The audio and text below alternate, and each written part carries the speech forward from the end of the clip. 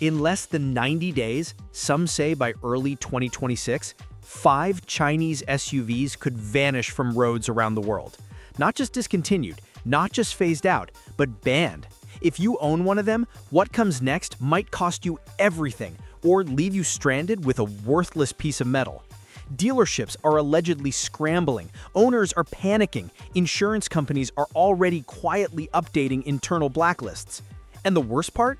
One of these models sits in more driveways than any other Chinese SUV out there. Official agencies have avoided comment, manufacturers are staying quiet, but the paperwork, leaked specs, compliance warnings, government-whispered memos doesn't lie. By the end of this video, you'll know if your car is on the list. You'll understand why it's supposedly happening, and most importantly, you'll learn what to do before it's too late. The reason behind number 4 will give you goosebumps, and the final one? It's not what you expect. Stay with me because what you're about to discover could save you from financial ruin. Number 5. The Chery Tiggo 7 Pro. Let's start with what seemed like the dark horse. The Tiggo 7 Pro wasn't supposed to be here. It's the budget-friendly SUV. Cheap, practical, comfortable, families bought it, young drivers loved it. It was recommended across online forums, like good ride for city and highway, affordable parts, spacious for the price. But here's the twist nobody saw coming.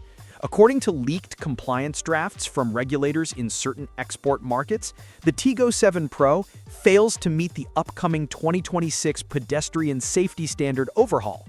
This new wave of regulations isn't about whether the SUV can protect its occupants, it's about what happens outside the car when it hits someone. The hood geometry, bumper height, energy absorption zones, they were all designed to meet older standards. But under the new metrics, independent crash impact simulations reportedly show a catastrophic failure. In head-on crashes with pedestrian impact, the severity of injuries jumps by over 300%. That's not a typo, 300%. Starting January 2026, authorities in several countries are expected to refuse registration renewals for any non-compliant Tiggo 7 Pro. In a handful of provinces, lawmakers are already drafting bills.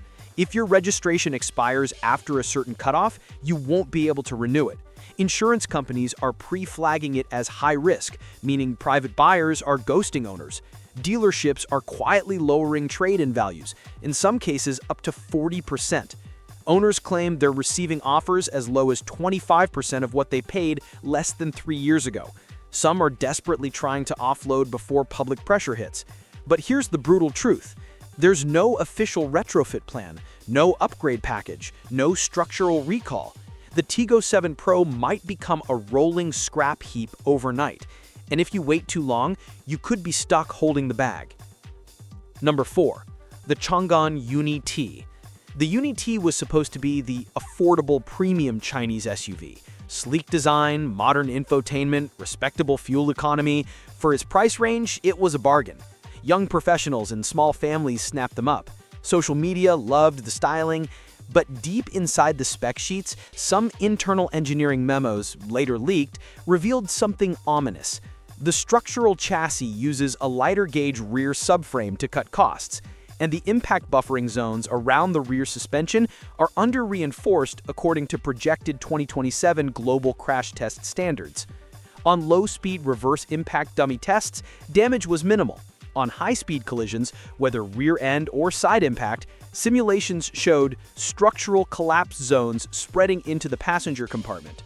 Regulators in Europe and Middle East markets reportedly flagged the VIN range for the 2021 to 2023 batches as do not certify beyond 2025. Some countries, as a precautionary measure, have sealed those VINs as pending recall evaluation. That means once 2026 hits, no more road legal registration renewals for affected UNI-T units. Insurance firms are already labeling them uninsurable without structural retrofit.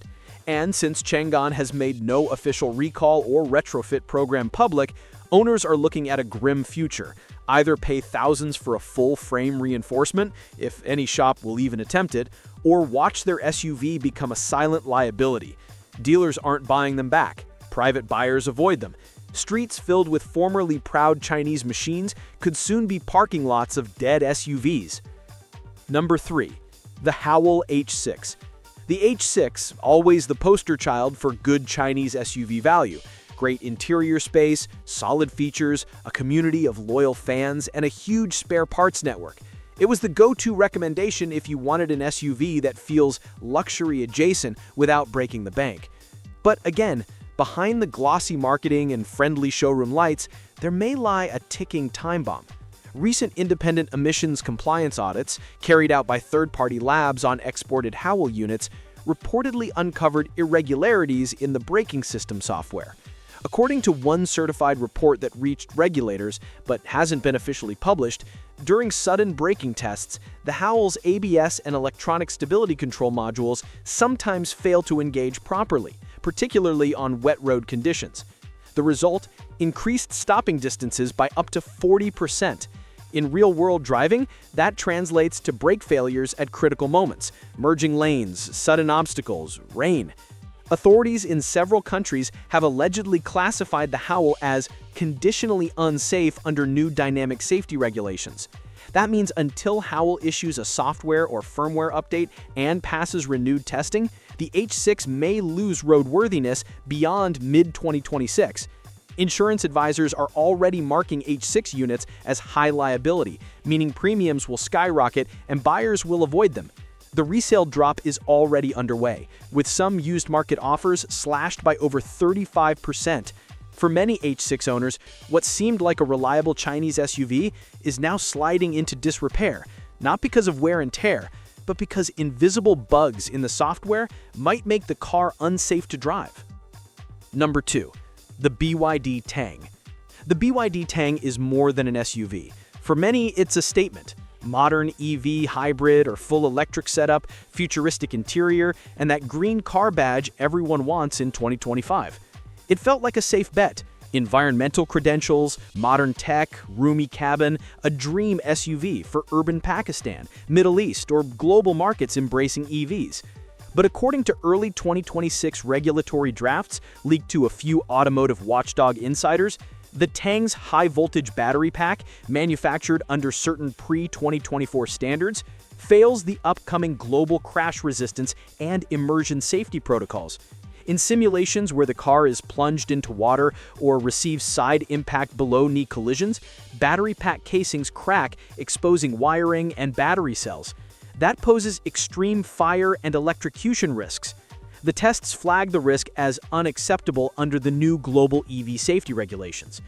Because of that, multiple countries, already struggling with BYD homologation, are expected to refuse registration of pre-2024 Tang units from mid-2026 onward.